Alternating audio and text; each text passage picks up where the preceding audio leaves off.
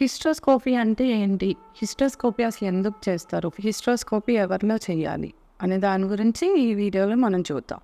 నేను doctor Prathyusha Javadi, fertility consultant head at Fertycare IVF centre, Vijayawada. Hysteroscopy అంటే ఏంటి అంటే, మనం గర్భసంచ మామూలుగా స్కాన్లో నార్మల్గా మనకు కనిపిస్తుంది. కానీ గర్భసంచ లోపల ఎలా ఉంది అనేది తెలియాలి అంటే, కింద సర్విక్స్లో నుంచి ఒక స్కోప్ వేసి గర్భసంచ వాల్స్ ఎలా ఉన్నాయి అనేది చూడటమే హిస్టోస్కోపీ అనమాట. సో ఈ హిస్టోస్కోపీ మామూలుగా చిన్న స్కోప్ ఉంటుంది, దాన్ని వెజైనాలోంచి సర్విక్స్లోకి వేస్తే దానికి చిన్న కెమెరా ఉంటుంది. ఆ కెమెరాతో మనం గర్భసంచ లోపల ఎలా ఉంది, దాని గోడలు ఎలా ఉన్నాయి, ట్యూబ్ కనెక్షన్స్ ఎలా ఉన్నాయి, అవి అనేది తెలుసుకోవచ్చు అనమాట. సో ఈ హిస్టోస్కోపీ యూజువల్గా ఎవరికి చేస్తారు?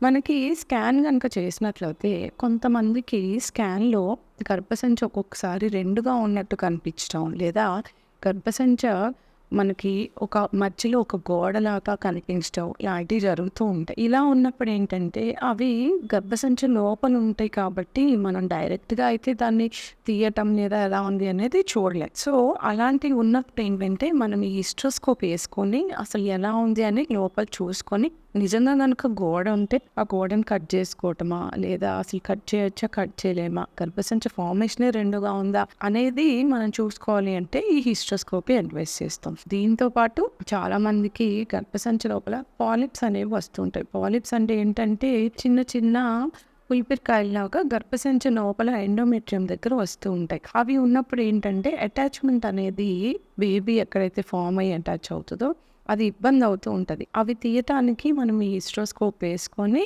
అవి కట్ చేసి తీసేసుకుంటాం అన్నమాట. చూసుకొని ఎక్కడుందో అవి కట్ చేసి తీసుకుంటే నెక్స్ట్ ప్రెగ్నెన్సీ అనేది మనకి ఈజీగా వచ్చే అవకాశం ఉంటుంది. అదేవిధంగా ఈ హిస్టోస్కోపీలో ఇంకా మనం తెలుసుకోగలిగింది ఏంటి అంటే, మనకి మామూలుగా ఇప్పుడు యూట్రస్లో ట్యూబ్స్ అనేవి ఓపెన్ అవుతాయి అనమాట.